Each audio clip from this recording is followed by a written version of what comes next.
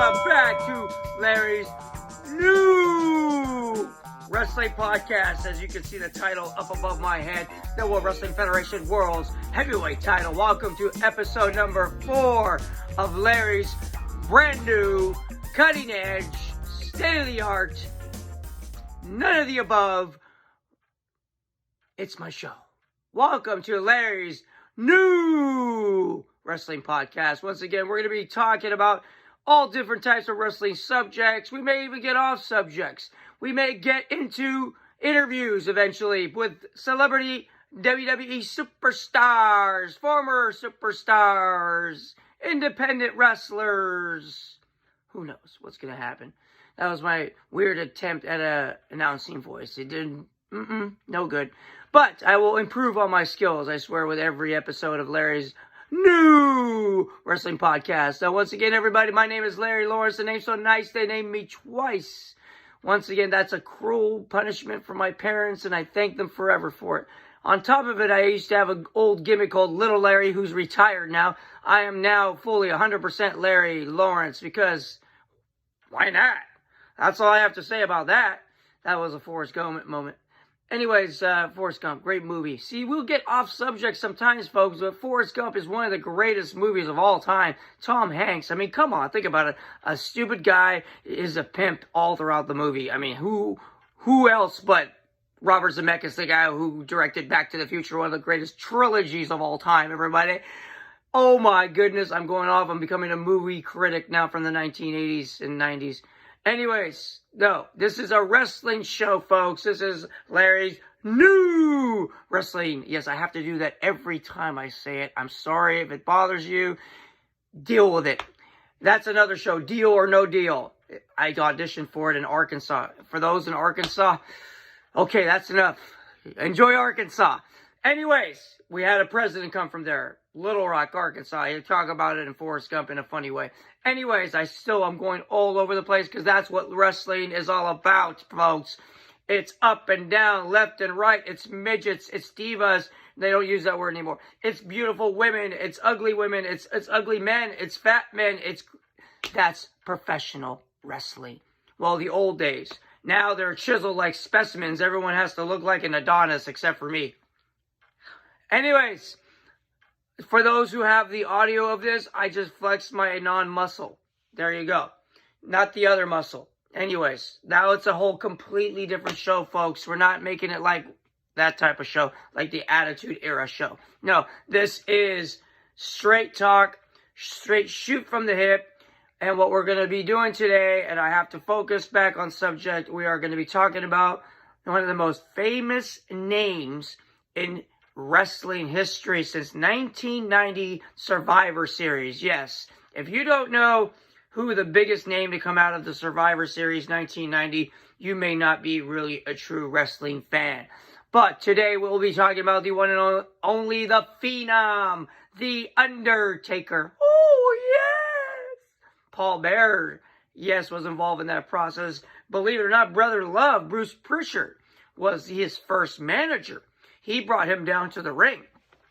I guess they figured love and death go together. I have no idea, but maybe that was their idea. I'd have to ask Bruce. I had him right in front of me. I didn't think about it. I'm thinking about getting a job with the WWE. That's all I could think about at the time I met Bruce Prichard, which I met once before at Bound for Glory when I went with no funds, and RVD helped me out somewhat and helped me out in regards to getting me in the right opportunity to be in the right place with him, even though he didn't directly invite me. Anyways, long story. As you can see, I'm rambling. That's what's going to happen here, folks, on Larry's new wrestling podcast. We're going to go all over the place because I have stories. Rob Van Dam working with TNA Wrestling. I met Bruce Prichard at the Sting Hall of Fame ceremony that day. Chaotic stuff had happened. I had just won the Price is Right. I was trying to sell some merchandise. 40th anniversary. All kinds of crazy ruckus. Life was good. Life was bad. It was a cluster fuck of craziness, folks. Yes, you can believe it for the YouTube show. Anyways, all I can say is that this is going to be our show here, folks. It's going to be every single week. We're going to be talking about the Undertaker's newest documentary that came out last night after Money in the Bank pay-per-view. Actually, I want to talk about the Money in the Bank pay-per-view, but I'm going to save that one for just a brief, real quick here. Their attempt at making the headquarters, the Money in the Bank, like you have to climb to the top of the building, I thought was a good idea, great concept, but really lacked an audience. That's what it needed. I needed to hear the laughter from the crowd to react to some of the stuff that I saw. It was funny. I laughed at some of the segments they did, but if that idea had been in front of 28,000, 30,000 people in an arena, that would have made me happier. But we can't do anything about the coronavirus, folks. Right now, this is how we live. I'm not wearing my mask because I'm at home. I'm in shelter. You don't have to worry about getting it through the phone or through the computer screen, wherever you're watching this. You're good to watch it without a mask, okay? Come close to me. It's okay. We're not going to get it. Stay healthy and happy. Wash your hands, folks. We're going to get through this together. We're not going to let this change the way we live our lives. And I told you this isn't a political show, so I'm not trying to go there, but I have to tell you from the heart, I can't wait for things to get back to normal. I can't wait for things to change. I look forward to someday being able to share a beverage or non-alcoholic for me and an adult beverage for you, because I don't drink anymore. I've been sober for a year and a half. Very proud of it. And I'm going to continue to keep on it because I feel like I'm a new man. And for those of you that have those demons, I pray for you. I'm going to continue to stay sober because I think it's working for me. And now I have a new podcast. Excuse me. I have a new wrestling podcast. So once again, folks, Larry Lawrence is back here to talk about what I watched last night and even again this morning because I kept falling asleep last night trying to finish it because I was so exhausted from my day. I will tell you, though, I finished it, and I'm very proud to give you some critique and feedback about it.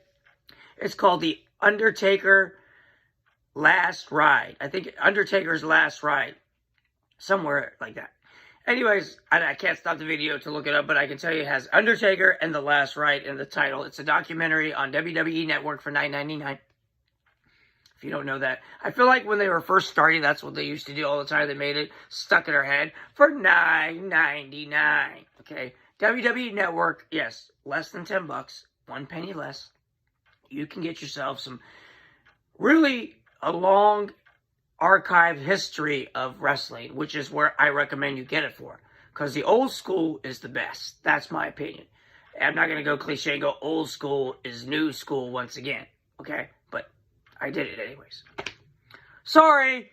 So what we're going to do, folks, is we're going to talk about The Undertaker's documentary. We're going to explain why I was brought to emotion. I was brought to understanding about one individual who I really, be honest with you folks, I wasn't the biggest fan of his. I mean, not because he scared me or whatever, but just something about the character was too slow for me. It was during the time of Hulkamania, even though Hulkamania was kind of phasing out in a way, but honestly, I've always been okay with The Undertaker, but now I have the all-new respect and appreciation for one individual's sacrifice in the ring, the fact that he has given so much to this business, his body, his physical, his mental. He's done so much for this business, and he's probably the most respected. If Ric Flair gives you, by the way, here's my shirt today, the Nature Boy. Woo! Ric Flair, 16-time world champion, and he says even more than that because they didn't document every single one. I can tell you right now, even the Nature Boy Ric Flair in this documentary and many others, from Jim Ross to even Vince McMahon himself. I mean, Brock Lesnar's showing of love and hugging him, and it's just everyone around this man, no matter who has been the opponent, no matter who it is backstage, as soon as Undertaker walks in the room, he is able to generate that respect so simply. People look at him and say, you know what, I got to shake this guy's hand, I got to say hello to him, I've got to hug him if he allows me to, otherwise he'll reap me to you know what. Anyways, that was a very bad attempt at a Reaper joke, but you know what, I can't win them all, everybody. This is Larry Lawrence's new wrestling podcast. By the way, we keep calling these cheap plugs, okay? So that way you can tell all your friends and family, please subscribe. Please initiate the chance of giving me a chance to get my voice and, well, not my voice because it's very irritating and annoying, but my message about wrestling. across to wrestling fans and non-wrestling fans. I think that this is something that I've always been passionate about since probably 8 years of age, when my grandfather, God rest his soul, was murdered. Before his murder, I was able to absorb some of his energy and his passion for wrestling. And till this day, I know he's given me this show. I know he's given me a chance to experience so much in my life, and maybe even saved my life a few times. May have been a guardian angel when I was drunk and out of control. So, thank you, as we call him in Arabic, Jiddu. That's for all you kids now. You learned a little Arabic today, so congratulations. We call him Jiddu, not like judo, but Jiddu, not like Austin Powers, judo chop. But anyways, that is what we're talking about here, folks. We're talking about, sorry, I just realized what I just said. Yeah, baby, yeah. I'm sorry, I couldn't help myself. One of my favorite trilogies, whatever. I think it was a trilogy. Maybe there's more. All I know is the spy shagged me. Yeah, baby, twins, Basil, twins. Every little bit is funny to me. See, we're going to get off track here, folks. I'm sorry. I just realized that I'm taking you on like movie critic stuff. This is about wrestling. This is about the documentary. Back to focus. So the Undertaker comes into the room. Everybody loves him. The Undertaker is one of the most unique individuals because he has put his body, they even take you into the surgery room as he's getting drilled with cameras. I mean, talk about hardcore WWE Network. You took us in visually. You didn't even put viewer discretion advised. You just let us see a knee getting drilled because we pay $9.99 a month. Please, a little decorum, gentlemen. All I know is that this is very, wow. That's all I can say about it, man. You opened up the guy's insides and showed us. That's hardcore.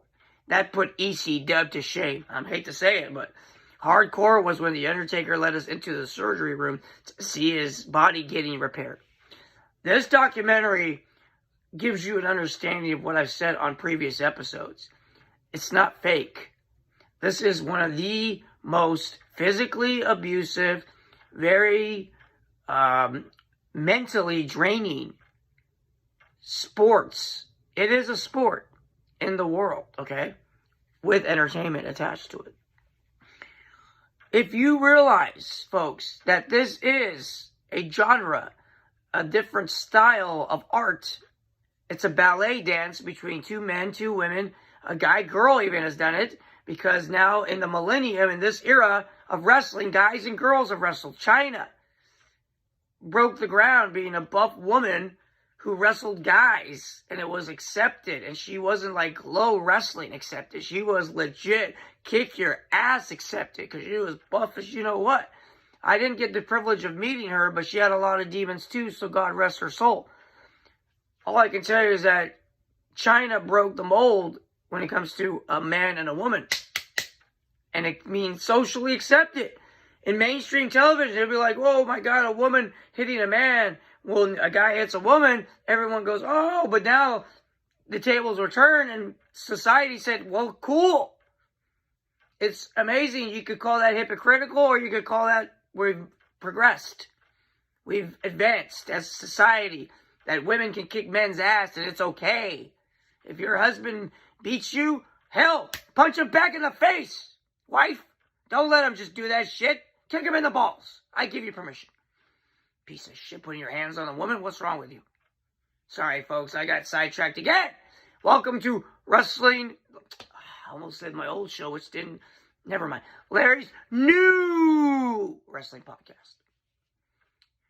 The Undertaker's documentary is one of the best documentaries you'll ever watch. It'll make you cry. The fans at WrestleMania 33, when he had that match with Roman Reigns, oh my goodness. We thought he was hanging it up. People saw him leave his hat, gloves, and jacket in the ring after losing his second match ever at a WrestleMania to Roman Reigns, who he was putting over because he's the new dog. Even though people didn't really like him that much, they were saying it's his yard.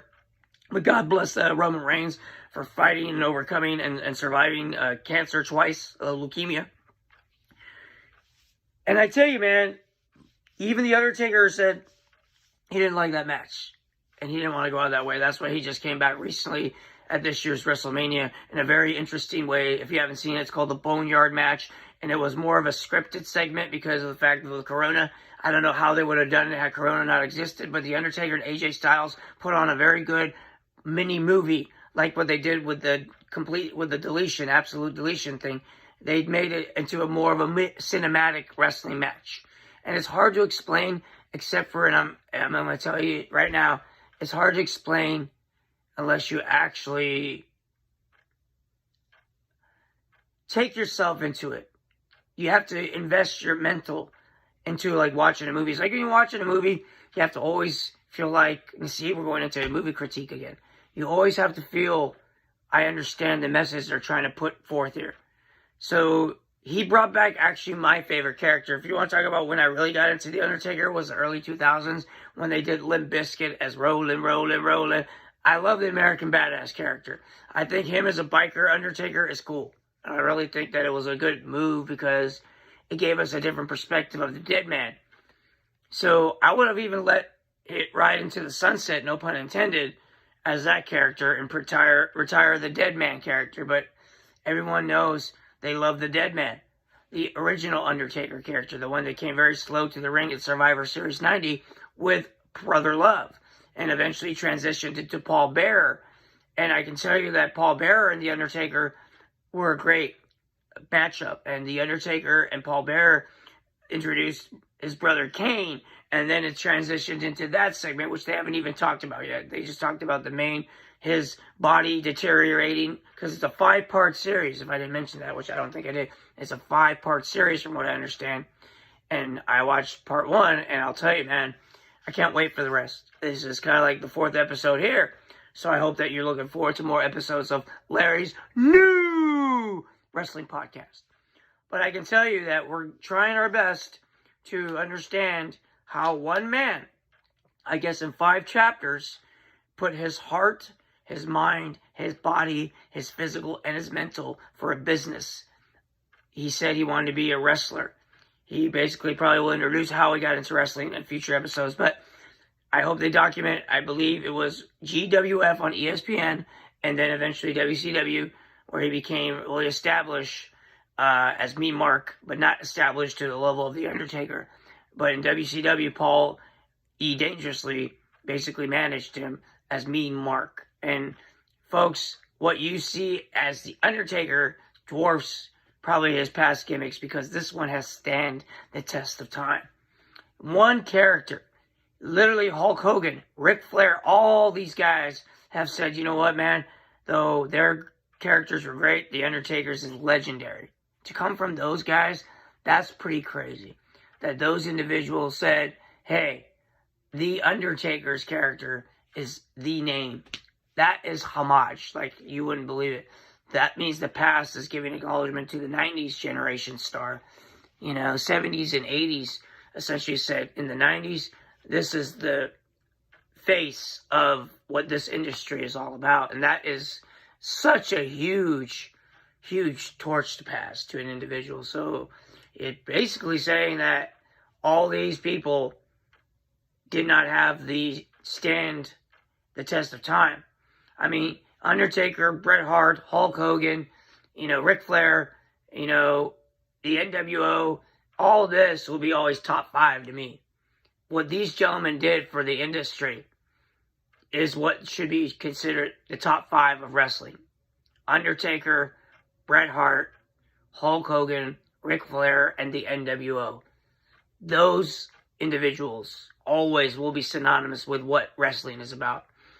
And the reason why, and I know you got The Rock and Stone Cold as well, people are going to debate, but those were my top 5. They got me into wrestling. So you can have your top 5, I'll have mine, okay?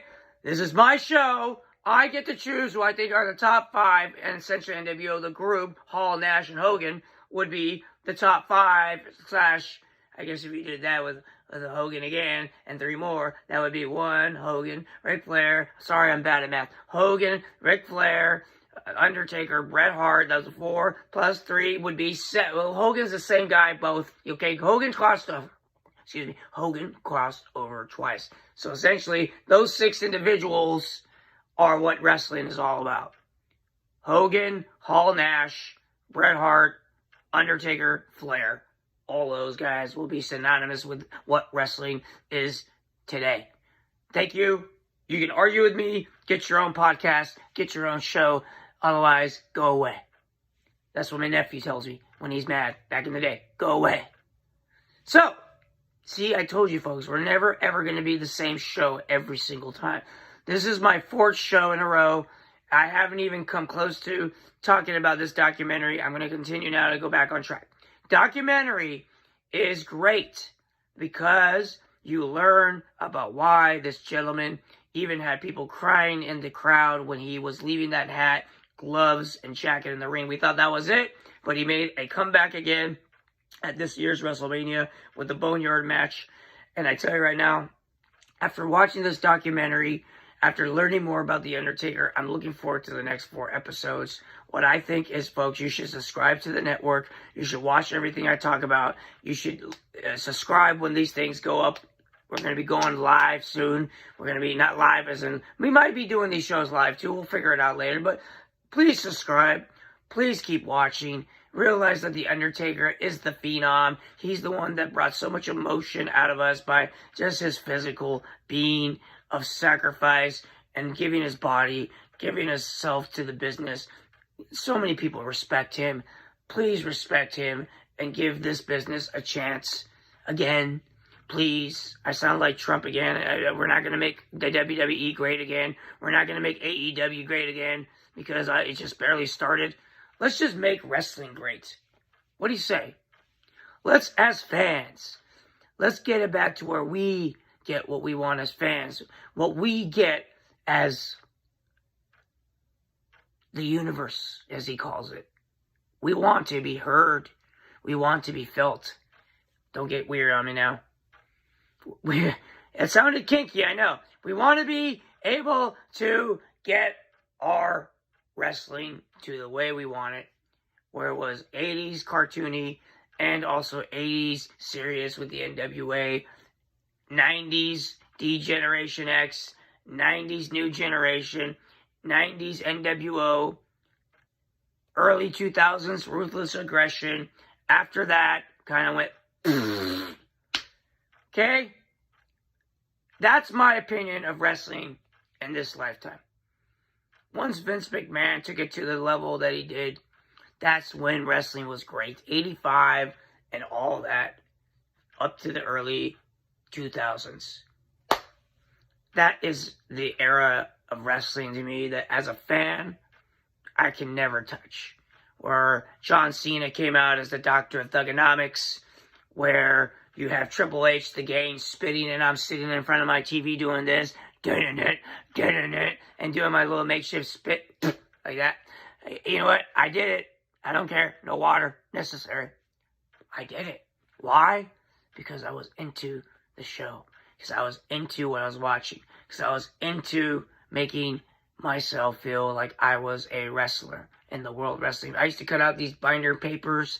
I wish I had pictures of it, man. I probably never got a photo of it with my mom taking a picture of me because I should have said, Mom, take a picture of my wrestling belt. I used to cut out the wrestling belts and try to tape it on the sides of me and be a champion. I did my WWF wings and whatever belt, the Macho Man Randy Savage belt, as people know it as. That was my title, and I always wanted to be a champion.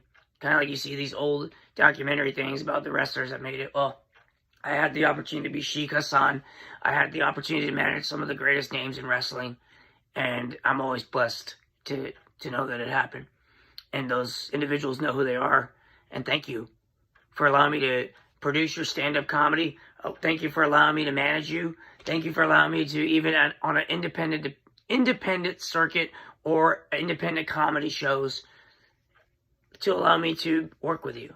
And, sorry, I'm going back in my head, folks, that I've been able to work with some of the biggest names in Hollywood that are even, Faye Dunaway. It was one day, whatever, but the fact is I worked with her, and I had some good times in Hollywood. But that's not what it was. It's not about that, folks. It's about doing what you can, not to think about the past. Let's get through this coronavirus. Let's think about what we're going to do tomorrow. Because dwelling in the past doesn't help anything. But I'm going to end the show with this. Every single show that we're going to do, folks, we're going to do it with this message. And right now, I have a belt. Every time someone in sports wins a title, whatever, MLB, NHL, NFL, all the major sports, any major sport you can think of, honestly, Triple H sends a championship belt just like that above my head there. And the reason why he does that is he wants them to know, congratulations on your accomplishment. My sobriety is an accomplishment. And I'm so happy that I get to share that with everyone in this universe. And even though my buddy who's editing these for me owns a liquor store, but I don't judge him because, you know what? It's all good. I'm happy that he's surviving in this crazy corona times. And anyone out there, my father owned grocery and liquor store businesses. Please support your small independent businesses, folks. I know it's not a PSA type situation right now, but it's a message. Really, if we're going to get through this, don't let the little people lose their businesses. Serious talk. These people are suffering because they're doing something that they love and they're their own boss. And when we are able to go back to stores, please support those small businesses because they deserve it. They're putting food on the plate for their children, and I was one of them. So I totally respect those who own independent businesses. So everyone out there who owns an independent business or is looking to survive during this corona, whether it's a corporate company or whatever, please stay strong and don't give up. Don't give into drugs, drinking, or just don't let yourself get consumed by life. And just stay strong, stay faithful, whatever religion you are, stay faithful, stay positive. It's a very tough time in our world, and these podcasts, I hope, are going to help you get through what you're going through, escapism, if you will. And I look forward to doing these shows for you, folks. I'm very passionate about wrestling. I'm very passionate about life. And I thank you for allowing me into your living room, your bathroom, whatever. It's okay. You can watch me from the toilet. I don't mind. It doesn't stink. The show doesn't stink. No pun intended. There's going to be very corny and stupid humor on this show, folks. I can hear you laughing at home. Otherwise, I'm going crazy. And I have tinnitus in this ear from a guitar shot from Double J. So, and that hurt my ears just doing that. Anyways, and my buddy does this too. He does some weird clap noise. It's very loud, and I'm not going to do it to annoy the audio on your end. Folks, I care about you. I care about you, and I want you to be successful. As we end the show today, folks, keep tuning in to episode 5, 6, 7, 8, 9, and beyond. It's not Toy Story, folks. I'm not Buzz Lightyear. I'm Larry Lawrence. The name's so nice, they named me twice. And before we sign off, every time we sign off, I give you this. Michael J. Fox was a starving actor, but folks, that is not the biggest thing that ever happened in his life. He has Parkinson's, but he stayed positive. Even through Parkinson's disease, he has given us something to look forward to, folks. You know what it is? That every day we learn and we lean, whatever God you believe in, whatever spiritual belief you have, please realize this. Your life is whatever you make of it. Just go out there into the world today and do me a favor. Simply make it a great one. Thanks for watching Larry's new wrestling podcast. We'll see you soon. Okay. Like George McFly, bye-bye now.